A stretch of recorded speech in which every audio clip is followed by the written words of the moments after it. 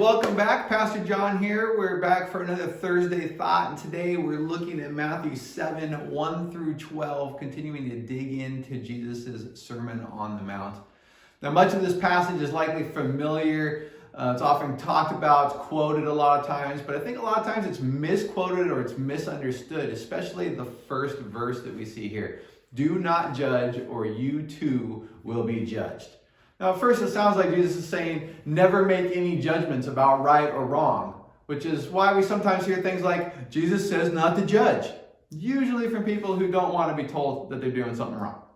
But that's not quite what's happening here. Jesus isn't saying that we should never discern or confront sin. He's warning against hypocritical, harsh, or self-righteous judgment, the kind where we're quick to criticize others, but to ignore our own flaws. And that's why he says in verse 5, you hypocrite, first take the plank out of your own eye, then you will see clearly to remove the speck from your brother's eye. In other words, yes, help your brother or sister with their struggle, but deal with your own heart first. We should be more concerned with and more serious about our own sin than we are about the sin of others. The goal isn't condemnation. The goal isn't gotcha. The goal is restoration. We want to restore right relationship with God and with each other. Then in verse 6, Jesus shifts gears with a proverb-like saying. He says, do not give dogs what is sacred. Do not throw your pearls to pigs. That's a bit confusing, right? Maybe even a bit harsh. There's some controversy or not controversy, but some disagreement maybe on what this means. But the point really is about discernment. Pearls represent the wisdom and truth of God. Not everyone is ready to receive it. And some may even mock it or attack it.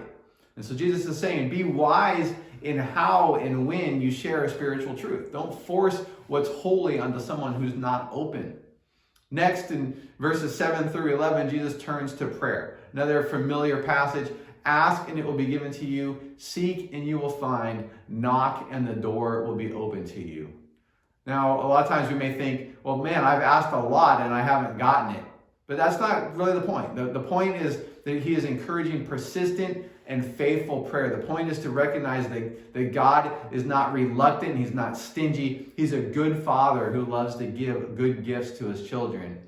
If we, even though we're flawed, we're evil sometimes, we do wrong things, we do bad things, if we can give good gifts to those that we love, how much more will God give to those who ask him? And so finally, it all builds up to what we often call the golden rule in verse 12. So in everything, do to others what you would have them do to you. This isn't just a nice saying, isn't just kind of a moral standard to live by. It's a summary of all the relational commands in the law and the prophets. It brings the whole section together. Don't judge harshly. Be honest about your own sin. Be wise with God's truth. Trust God as your provider. And in all things, treat others the way that you want to be treated. Matthew 7, 1 through 12 calls us to be humble and wise and prayerful and loving in our relationships with God and with others. It's not a list of rules. It's a picture of what life in God's kingdom looks like. That's what we're seeing throughout the Sermon on the Mount, is the character of God's people is to match the character of God. And so let's ask God to help us live this out today and every day. We'll see you next time.